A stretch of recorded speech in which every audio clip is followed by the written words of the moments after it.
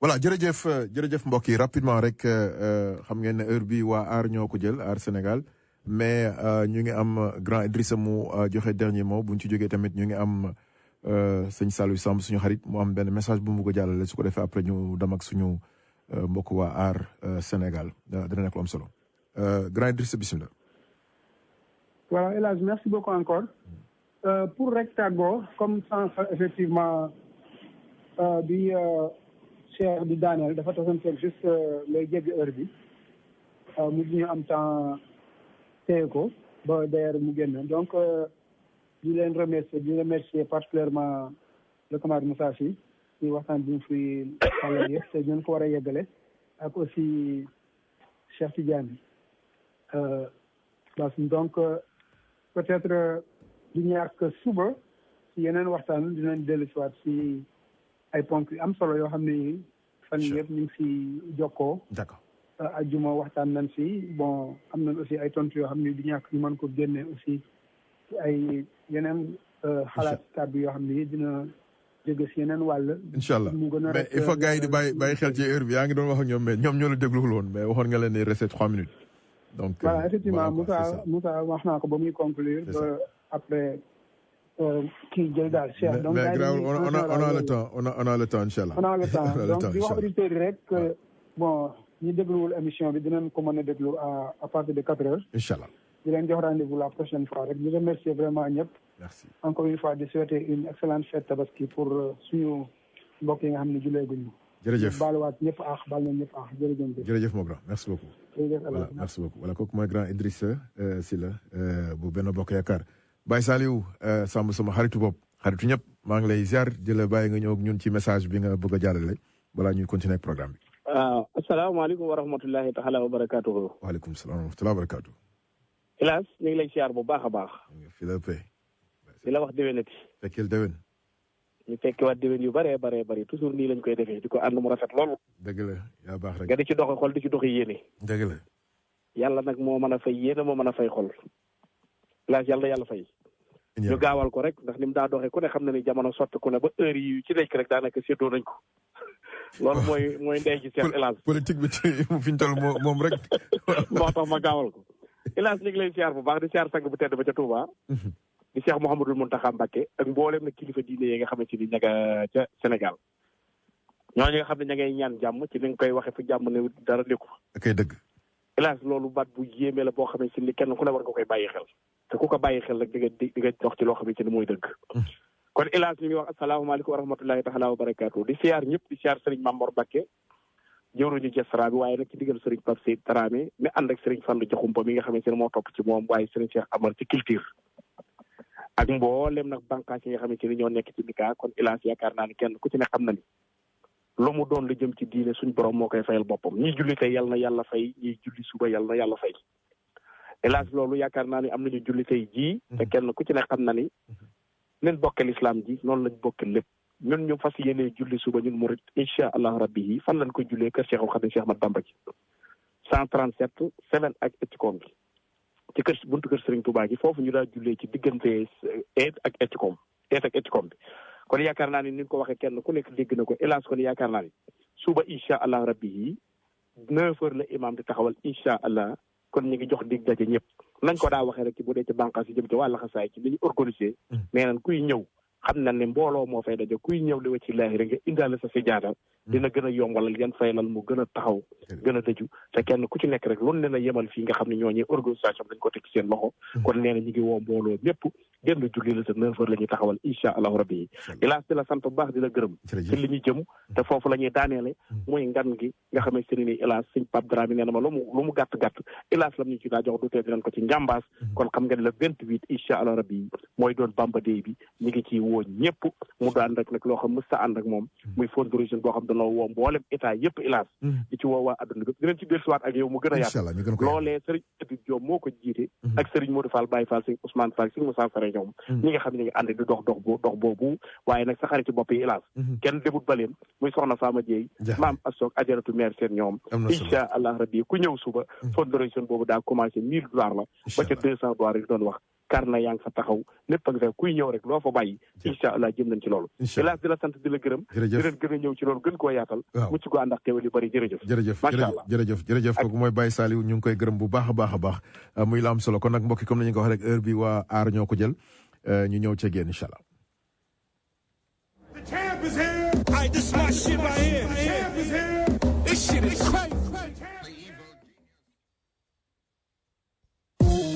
Vous écoutez la radio Sunu avec El Hadj.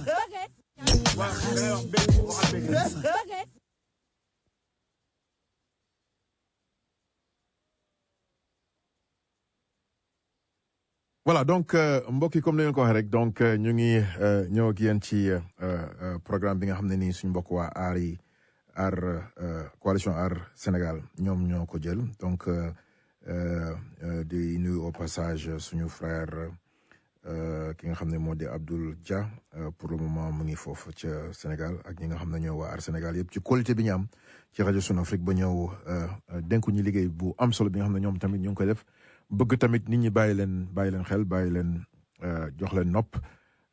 te tamit bu ñu demee ba ca cappaandool ba tamit ñu voté leen kon ñu ñëw génn ci seen yóbbante incha allah.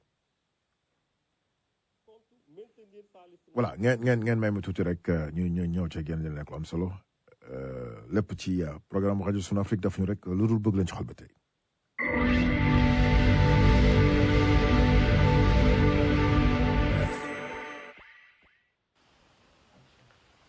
salaamaaleykum mbokki Sénégal man la seen mbokk Mountakha Fall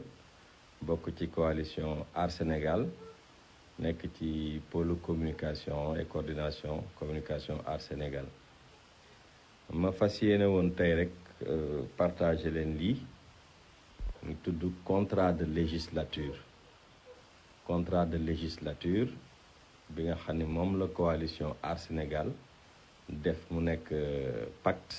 bu ma xam ne moom la seq ak askanu Sénégal pour teewal leen ci ñoombulaan gi maanaam ci assemblée nationale. balaa may dugg ci contrat bi de législature bi wax ñaata poñ la moo ci nekk damay wax rek ñi nga xam ni ñoo tëgg contrat de législature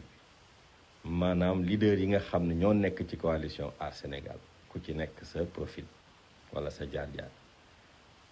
kii tête de liste bi mooy Thierno Alassane Sall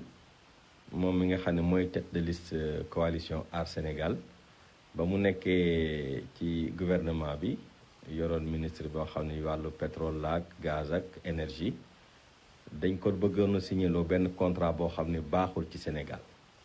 maanaam dafa gis ni contrat bi am na ñeneen ña nga xam ne ñoom la ko Sénégal nar a seqal am na ñeneen ñu gën ci Sénégal loo xam ni moo doon gën a arrangé Sénégal ci contrat boobu mu bañ ni di ko signé la ko ca dikkal mooy dañ ko commencé bundu xataal ci gouvernement ba moom mu démissionné ne gisatul boppam parce que li ko taxoon a jóg ba ñu waxoon en fait une gestion sobre et vertueuse gisul loolu ci gouvernement bi mu démissionné xam nga ni kooku Sénégal la ko tax a jóg keneen ki nga xam ne mooy bokk ci leader yi ci coalition bi mooy coordonnateur coalition Aar Sénégal muy docteur Abdourahmane Diouf kooku xam ngeen ko bu baax nekkoon na fi directeur SONES ba mu nekkee directeur SONES moom it dafa demoon Yëmbal dem ci banlieue Dakar nit ñi doon ko wax ndoxum daal bi ñuy naan daal doy na war nga ñëw saytu ko mais ba mu demee dafa gis ni ndox ma ñuy naan dafa xaw a ñuul te c'est pas du ndox bu potable mu ne ndox mi ñuy naan kat dese naa sell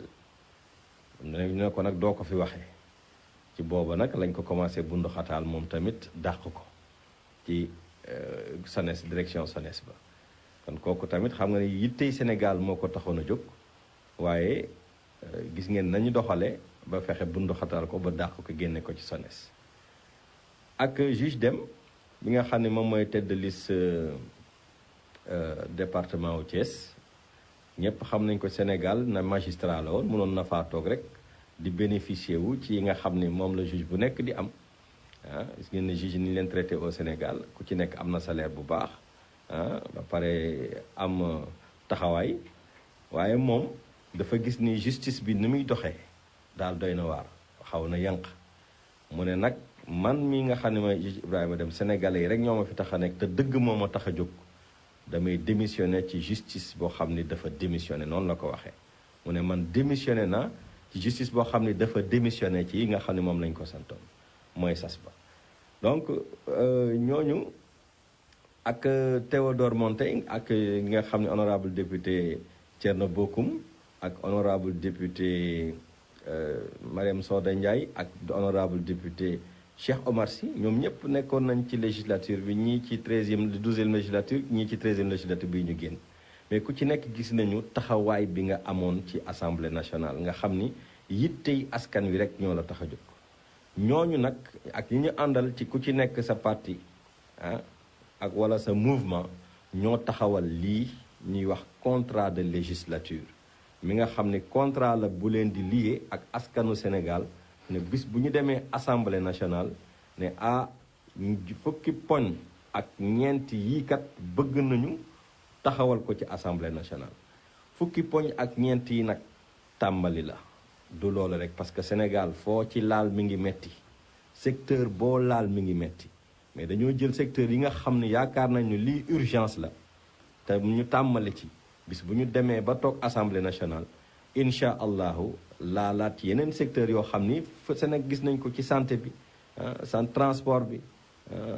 secteur bu ci nekk rek yànq-yànq am na fa donc maanaam moom la ñu fas yéene faram-fàcce tey ji fa séddoo ko génn askan wi xamal leen ni ñii bu ñu demee assemblée nationale nan lañu fas yéene taxawal yéen waa askanu Sénégal. léegi ma ñëw ci poñ bu njëkk bi nga xam ni fukki poñ ak ñeent lañu wax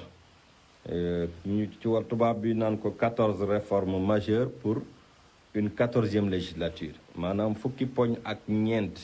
yu mag ci fukkeelu assemblée nationale ak ñeent ci depuis Sénégal amee assemblée nationale ba léegi.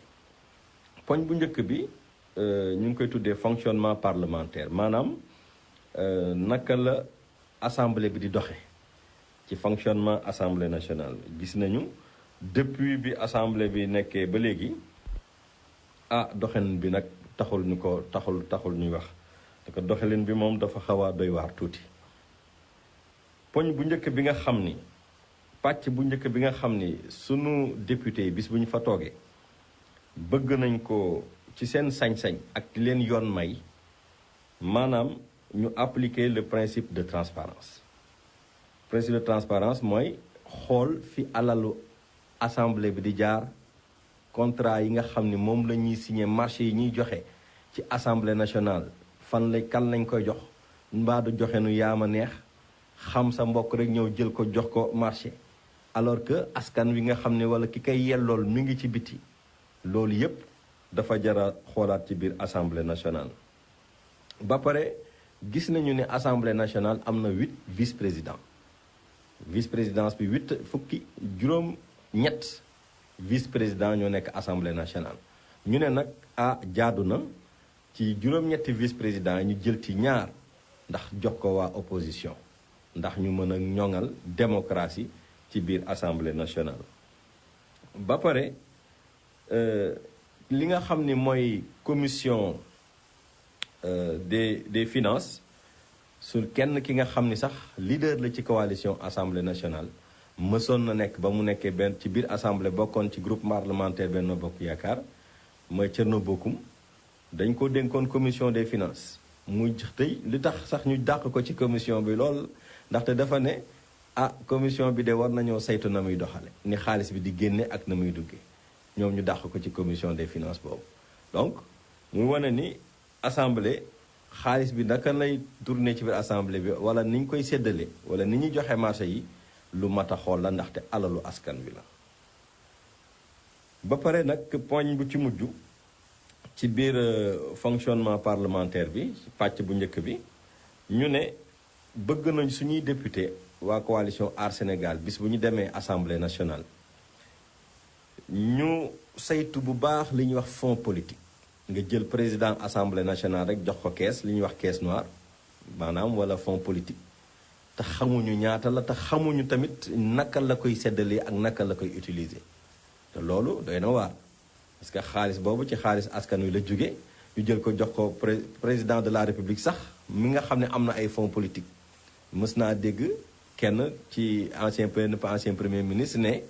lii kat war nañ koo saytu naka la président di dépenser xaalis bi nga xam ne moom lañ ko jox mu nekk ay fonds politique vrai que nee nañ pouvoir discrétionnaire président la waaye nag loolu alalu askan wi la dafa jara saytu donc noonu lañ ko bëggee defee ci assemblée nationale président assemblée nationale ñu xool naka lay dugale xaalis bi ak naka la koy génne ci fonds politique du rek ñi nga xam ne ñoon ñoo ànd yenn saa yi ma tibb ci kees gi jox la wala non non buy génn dafa war dem ci askan wi ñi nga xam ne yelloo nañu ko néew di doole yaa ngi fi handicapé yaa ngi fi ñi nga xam ne tamit amuñu su Sénégal gis ngeen ni ñu sonne donc loolu yoon may na ko yenn saa yi mu jël ci alal woowu jéem a xool naka la ciy dimbalee askan wi nga xam ne néew lañu doole moo gën ñu koy jël di koy séddoo ci seen biir wala ñu koy joxe ci yaama neex donc loolu moo nekkoon pàcc bu njëkk bi ci réforme yi nga xam ni moom la ñuy wax fukki réforme ak ñeent ci assemblée bi nga xam ni moom la ñu jublu suñu waa coalition Aar Sénégal moom la ñu bëgg a proposer mooy sur le fonctionnement parlementaire maanaam naka la assemblée bi war a doxe bu ñu fa duggee. ñaareelu pàcc bi nga xam ni moom la waa coalition Aar Sénégal bëgg a proposer bis bu leen falee wóolu leen yóbbu leen assemblée nationale ñu ngi koy woowee efficacité parlementaire maanaam li ñuy wax action bu efficace ci résultat ba lañ koy xamee c'est-à-dire ban jeexital lay am par rapport ak la tax a jóg moom la ñuy wax efficacité bëgg nañu ci biir efficacité parlementaire boobu bis bu ngeen wóoloo waa coalition Aar Sénégal ba yóbbu leen assemblée nationale li ñu bëgg njëkk a def mooy pour former un groupe parlementaire yi ngeen di dégg ci assemblée nationale fukki député rek doy na pour ñu former un groupe parlementaire beneen ba mooy pour ñu gën a ñoŋal seen liggéey député yi bëgg nañu toftal leen ci député yi li ñuy woowee assistant parlementaire maanaam ñu wut ay assistant ñoo xam dañ leen di taxawu ci seen liggéey par rapport ak assemblée ni mu tëddee ñu jàppale leen ci liggéey bi ñuy def ba seen liggéey mën a am jeexital ci askan wi loolu mooy efficacité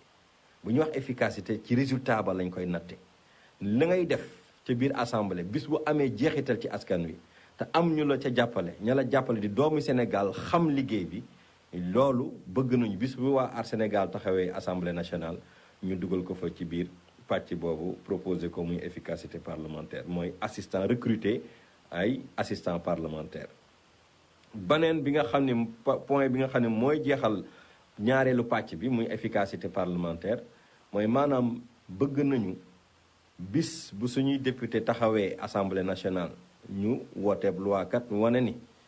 fii cumul de fonction amatul ci dëkk bi mënuñu laa fal maire ngay dem di nekk député mënoo nekk ministre ba pare nekk maire cumul de fonction yooyu baaxul day wàññi efficacité ki nga xam ne dañ laa dénk yow bu ñu la falee maire askan wi nga xam ne au niveau local moom nga war a nekkaloo leen fa dem assemblée nationale c'est vrai que assemblée nationale sax askan wi nga fay teewal waaye mënoo nekkandoo ci ñaar yëpp pour plus d'efficacité pour nga gën sa liggéey gën a mën a ñoŋ fa nga xam ni fa lañ la teg toog fa liggéey li nga war a liggéey ndax ña nga fa ña la ko dénk waaye nekk maire bëgg a nekk député munta nekk boo demee assemblée nationale yaa ngi fay bàyyi maire yi ba yàgg nañ ko fa gis fii ci suñu maire yi Thiès bi yàgg dañuy fal maire mu jël ko dénk ko keneen donc efficacité boobu la ñu bëgg bis bu ñu demee assemblée nationale waa Aar Sénégal proposé ko incha allah nga xam ni cumul de fonction dootul amati loolu mooy ñaareelu réforme bi ñu nga xam ne moom la ñu proposé muy efficacité parlementaire. réforme bi nga xam ni waa coalition Aar Sénégal proposé nañ ko ci contrat de législature bi ma yor moom ñi ngi ko tuddee redevabilité parlementaire maanaam ni ma ko mën a tekkee ci wolof mooy député yi dañoo yoreel njukkal askan wi nga xam ne ñoom ñoo leen fa yóbbu dañ leen a ameel njukkal bi nag mooy lan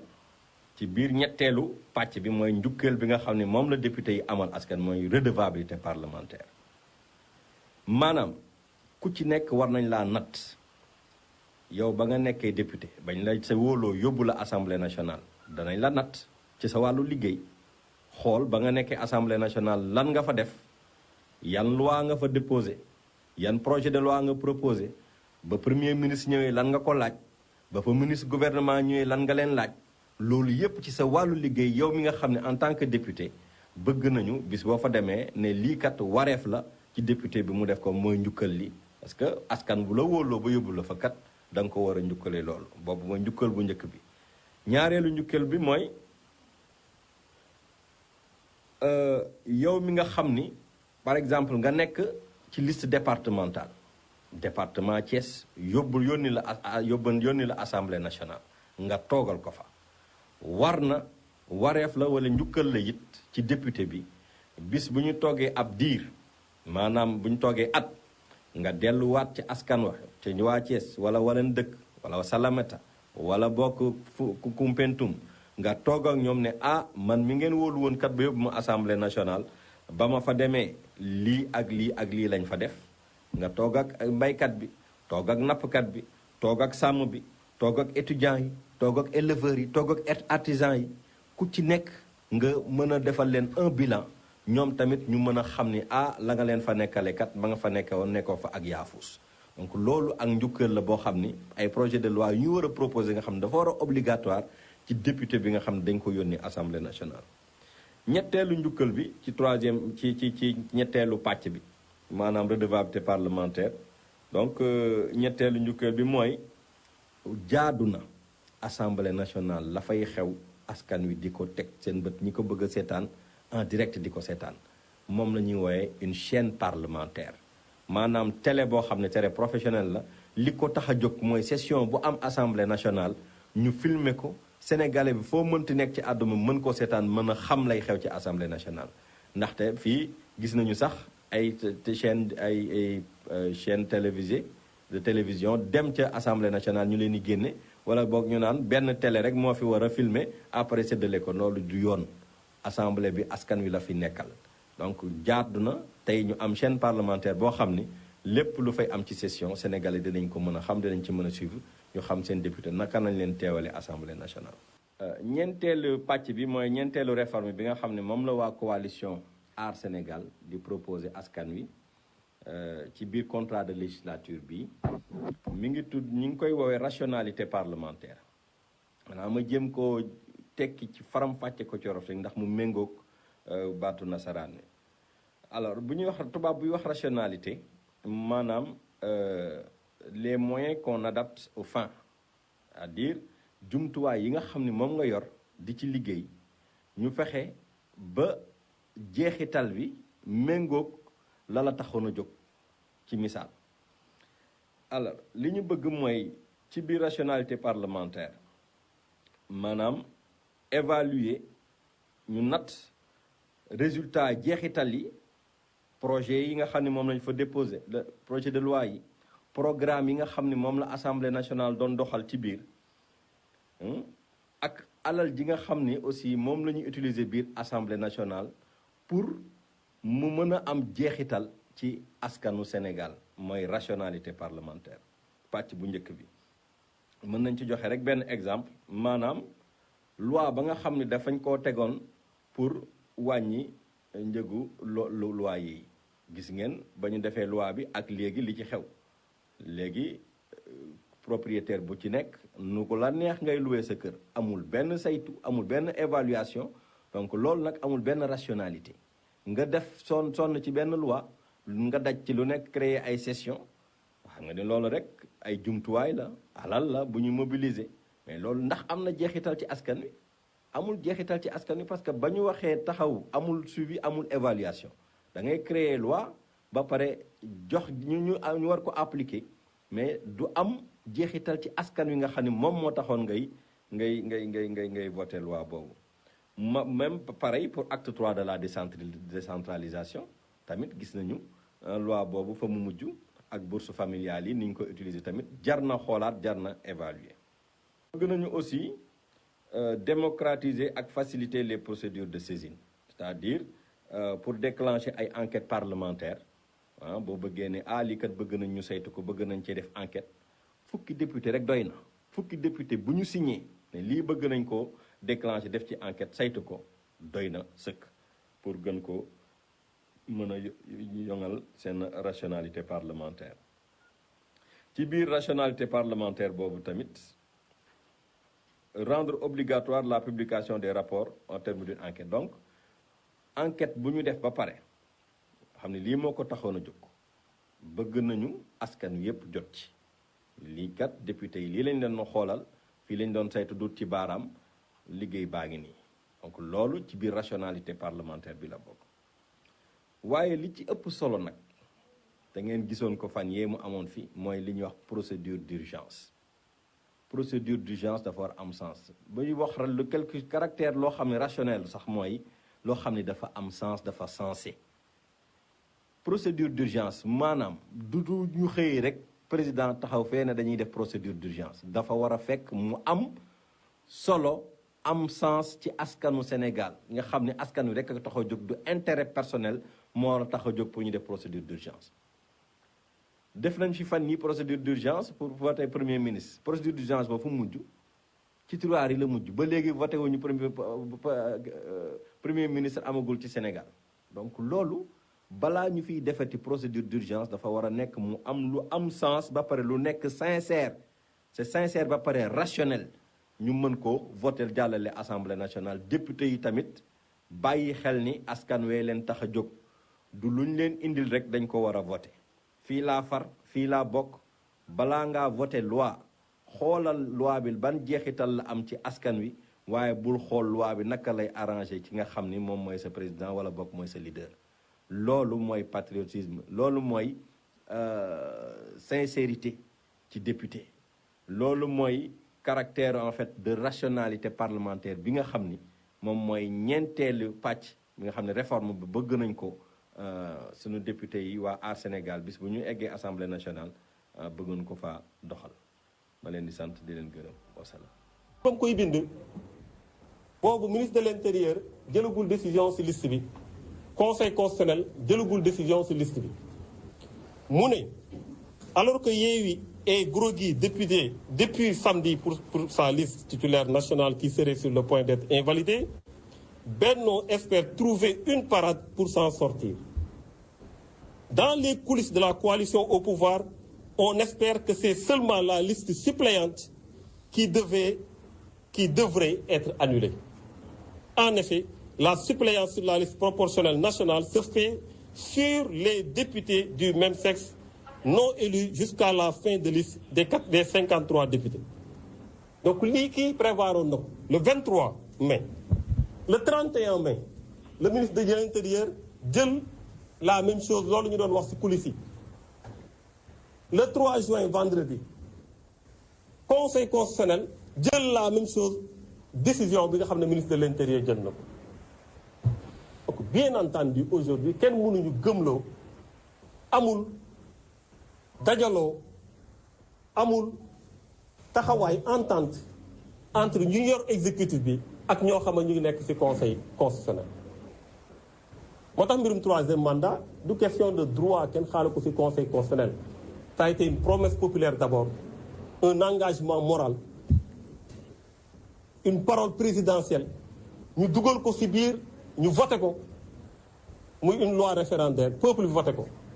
donc loolu du mbirum conseil constitutionnel mbirum peuple bi la et je pense que sur cette question déjà dafay wane rek ne en réalité nous ne sommes pas encore sortis de l'auberge et on est dans un éternel recommencement et c'est très dommage pour ce Sénégal loolu nag su taxee nga ne ku yëngu nga dóor ku wax nga ne ko noppil des députés élus qui jouissent de leur immunité parlementaire nga jàppale ne leen ràcc ci kaso bi waxuma nga naan da ngay reporter ñooñu waruñu woon toog une seconde ci biir kaso waxuñu par rapport seulement à leur personne mais ce sont des représentants du peuple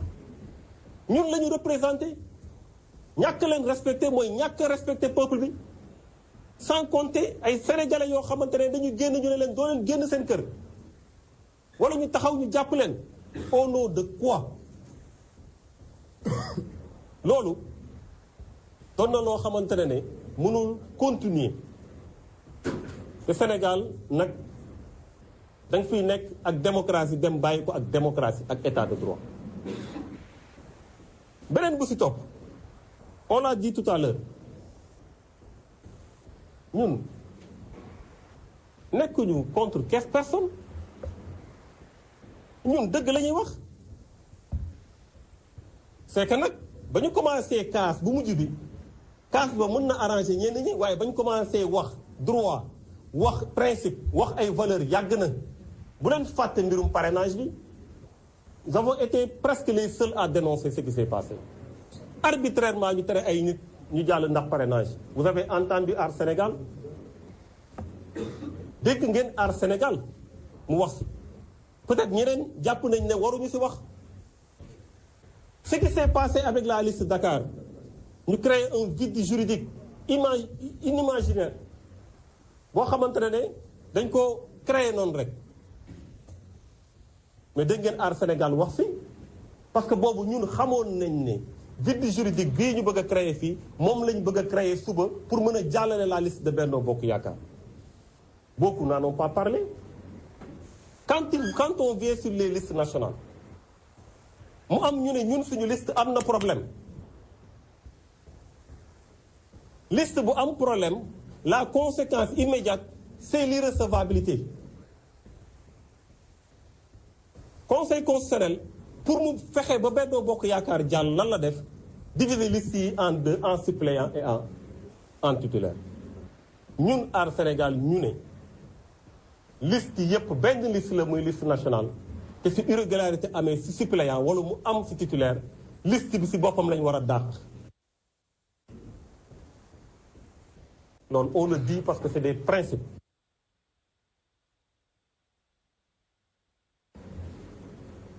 dañuy wax ñuy wër di wax ay waxu reportu élection nañu respecter Sénégalais yi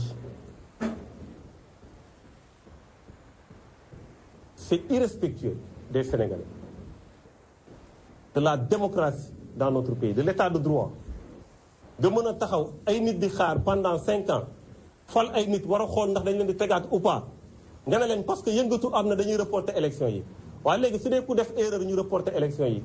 suba suñ koy reporter ñun suñ defee erreur dañ koy reporter waat ñu ne yéen Aar mosu leen def erreur bii mooy seen erreur bu njëkk kon bàyyi ñu reporter waat ñu def ko affaire Kabila di reporter rek di dem il faut qu'on soit sérieux le Sénégal est un état de droit lu ñu mën a wax ci processus électoral bi ñun ñoo ko gën a mën a wax parce que dafa dal suñu kaw ñu muñ ko 25 listes yu nekkoon ci bokk ci tirage bi ñun on était 17e 25 listes yu nekk ci tirage bi 8 moo ci des les 17 autres dama leen laaj leen lan moo tax bokkuñu lu dul loi moo dal seen kaw donc processus électoral bi lu ñu ci war a wax ñun bëri na waaye fii ak changé wuñu ko nu mu mel nii noonu lay tegoo ci ñëpp mënoo ko nangul ci ñu mu tegu ci parrainage bi nangul ko ci ñu mu tegu ci ay caution bañ ko nangul ci ñoo xamante ne seen liste dafa irrecevable loolu mooy dëgg moo tax affaire reportu élection dañ bëgg ñu nekk société civile di ko wax nañu xam ne le jour laa wax je veux bien que nit ñi dégg ma bu ñu jàppee ne Sénégal léegi dañuy reporter dañuy def lu ñu neex parce que tout simplement jaay doole moo fi am ñëpp jaayante doole ci dëkk bi parce que fii lu ne nit di fi def nit mën na ko waaye dañ jàpp ne ñun ñëpp dañoo war a conformer wu ci loi lu mu metti metti la loi est dure mais c'est la loi bés bu ñu teggee loi réew mi dootul doxati donc loolu suñu position bu leer la moo tax situation boobu am indi conséquences yi ay xale yu ndaw di ci ñàkk seen bakkan dama ne nañu xalaat ne fii dans ce pays là élection ça marche local yi ça a marché à Dakar avec mon ami et frère Barthélémy Dias pourtant il est de l'opposition 2012 ça a marché avec Macky Sall lu ñu war a def effort ñun en tant que homme politique mooy am ay arguments yi ñu convaincre population yi ñu voter massivement si les populations votent massivement ñii dañ fiy jógee te loolu moo am un peu partout fi nga xamante nit ñi taxaw nañu pour voter massivement. Parce que ñoo xamante def nañ 2 législatures successives tu prends 12e législature 13e législature mais ban bilan lañ la mën a tegal un bilan positif amul ñooñu nañ lañ leen mën a ñëw indiwaatee pour 14e législature pour faire quoi pour refaire la même chose benn sénégalais waru ko nangu. donc jàpp nañ ne fii ñu toll suñu première richesse mooy la paix nañ ko sauvegarder combat nag ku bëgg combat dañ ko war a permettre fii ñu ñëpp ñu ñoo ay interdiction ñun ñëpp fii ku si ne mos nañ la wax interdire nga dem taxaw ne non d'accord ma sama droit la ñu jàpp la donc loolu kenn du ko bañ si réew mi mais encore une fois ku bëgg manifester nañ ko bàyyi mu manifester ku deful dara bu ñu ko fekk këram di ko jël wala nga am immunité ñu lay jël ce sont des choses yoo xamante ne mënuñu ko d'accord au niveau de Aar Sénégal donc yooyu kàddu laa si bëggoon wax maa ngi jox le coordonnateur docteur Abdourahmane Diouf mu jeexal prise de parole yi après ñu déglu seen question merci. di leen sargal di leen baalu àq surtout yéen ñi nga xam ne yéen ay journalistes yi ci effort bi ngeen def pour ñëw couvrir suñu conférence de presse bu Aar Sénégal ñuy préciser que ne conférence de presse la et que bu ñu paree yéen journalistes yi ngeen xam ne askan bi ngeen di liggéeyee am ngeen droit poser ñu question te boo leen ñu poser question bu soobee yàlla dinañ ci répondre parce que ñun noonu lañ gisee démocratie noonu lañ gisee waxtaanu politique dañuy jokkalantoo ak askan bi te bu ñuy jokkalantoo ak askan bi yàlla def na journaliste bi mooy le médiateur social ci médiateur yi la ñuy jaare may remercier nag sama xarit yi nga xam ne ñoo jël kàddu avant man am na fi question yu bëri yoo xam ne wax nañ ci yoo xam ne jarul ma ciy ñëwaat dinaa ci tànn rek quelque ci niveau national ak niveau international yoo xam ne dinañ leen ci wax ñun waa Aar Sénégal ni ñu ko gisee bu ñu paree boo leen ci amee ay tontu dinañ leen ci répondre Sénégal nee na yëngatu na waaye Sénégal li ko yëngal bu nekkoon démocratie boo xam ne dafa mat démocratie waru ko yëngal man point bi nga xam ne moom lay commencer tey mu concerne ñun waa Aar Sénégal sans polémique ak kenn nag yépp ñu teg ko ci waxtaanu démocratie ci waxtaanu gentleman mooy dañu dégg ñu ne Aar Sénégal moom mooy opposition de l'opposition yéen ñëpp dégg ngeen ko dafa am ñu ne Aar Sénégal moom mooy aar Macky maanaam Macky Sall lay liggéeyal wax jooju tant que ay militants ñoo nekk ci réseaux sociaux yi wala ñuy waxtaan ak suñuy ay militants di ko mbalagante mën nañu jàpp ne c'est dans le cadre du jeu normal de la démocratie ku nekk yaa ngi mbalak sa morom espérer ne bu élection yi ñëwee di nga gañe ko waaye nag bu ñu demee ba dégg ay kilifa yoo xam ne suñu ay naatangoo lañ di ñu dëkkal foo xam ne dëkkuñu fa du ñu tontuntoo mais dina am lu ñuy leeral may fàttali ne yàgg nañu ko wax man ak Thierno Bocoum mi notamment que ne dëkk bu mel ni Sénégal da nga soxla ay opposition yu bari képp ku leen gëmloo ne opposition dafa war a mën a nekk benn maanaam benn dank benn bloc boo xam ni ñoom ñooy ànd ci lépp ku leen wax loolu am na yeneen intérêt yu muy défendre lu dul démocratie sénégalaise ñun ñëpp ku ci nekk bi nga ñëwee fekk nga fi ay parti politique nga xool ba ñu doy la nga dugg ci wala nga xool ba doyuñu la bokkoo ci terewul tekkiwul ne da nga leen bañ dafa fekk ne da nga jàpp ne bokku leen yoonu politique ñun ñi ñëpp ku fi ñëw fekk nga fi coalition boo xam ni ay parti politique ak ay mouvement ñoo ci ànd nga xool leen ba seppi leen nga bàyyi ko fa dem bokk ci beneen coalition tekkiwul ne da nga leen bañ mais dafa fekk ne bokku leen yoonu politique donc nañu nangu ne ñun waa Aar Sénégal dañu xool situation politique Sénégal ba mu doy ñu ba xam ci lu bari nag yàgg fi xam li fiy dox décider assumer ne coalition yi nga xam ne ñoo fi nekk mënuñu ànd ak ñoom parce que dafa am ñun loo xam ne moom la ñu bëgg a jaay sénégalais coalition bii nga xam ne moo fi gën a yàgg mooy Benno Bokk Yaakaar bokkuñu fa te kenn koo xam ne mu ngi ci ñun bokku fa et je rappelle parce que rappel bi itam des fois daf ciy baax que ne boo xooloon ñun ñi nga xam ne ñoo fi nekk ni tey nekk ay opposants ci Aar Sénégal toujours ma wax leen ne amuñu fi ñu ñu gën a yàgg ci opposition bi amuñu fi ñu ñu gën a xeex ci opposition bi ñu dul waa PDS yi nga xam ne ña nga toog PDS te waa PDS yi toog PDS boobu ba léegi bareetul exemple yi ma gën a maîtriser laa leen di jox Thierno Bocoum mi ak Abdourahmane Diouf mi depuis le 11 septembre 2013 la ñu génne Benno Bokk Yaakaar jàkkaarloo ak président Macky Sall ça fait 9 ans ça veut dire que depuis président Macky Sall nekk au pouvoir 1 an la ñu def Benno Bokk Yaakaar ak moom li ci des yëpp ñu ngi jàkkaarloo ak moom les débats économiques yi ñuy wax ñun ñoo ko fi jëkk génne jàkkaarloo ak président Macky Sall mu teg yoonu yokkuteem ñu démonté ko mu teg plan Sénégal émergent ñu démonté ko créer débat économique politique et social dans le pays boobu bañ koy def ñu bari amaguñu woon parti ñu bari amaguñu woon coalition ñun on a mené ce combat ba léegi dara changé wu ci ba ñuy dem élection législative ñun dañu jàkkaarloo ak président Macky Sall jàkkaarloo ak nguuram ba ñuy dem élection présidentielle 2019 dañu jàkkaarloo ak moom xeex ko ci politique élection bi fi mënti jaaraat dañ ko xeex donc ñun dañu am légitimité opposition boo xam ne c'est pas une légitimité usurpée c'est pas une légitimité feinte dañu ko liggéey ba toll fii ñu toll donc loolu bu ñu koy wax ñun askanu Sénégal moo tax ñu koy wax parce que bëgguñu ku lëndëmal xel yi bëgguñu ku lëndëmal xol yi bëgguñu ku ñu bañ a jàppale parce que keneen daf la gëmloo ne la ñii dañu ànd ak président Macky Sall te teguñ ko ci dëgg li tax nag ñu ciy artu gis nañ ne def nañ ko yeneen opposant yoo xam ne ñu ngi contre Macky Sall mais dem nañ ba gëmloo Sénégal yëpp ne opposant yooyu Macky Sall la ñu àndal ñun nag ñàkkuñu fayda ba loolu duñu dal loolu mooy benn bi ñu jàpp ko opposition boobu dañ ci nekk dañ ci ancré wu dañ ci gëm ànduñu ak Macky Sall moom la ñuy xeex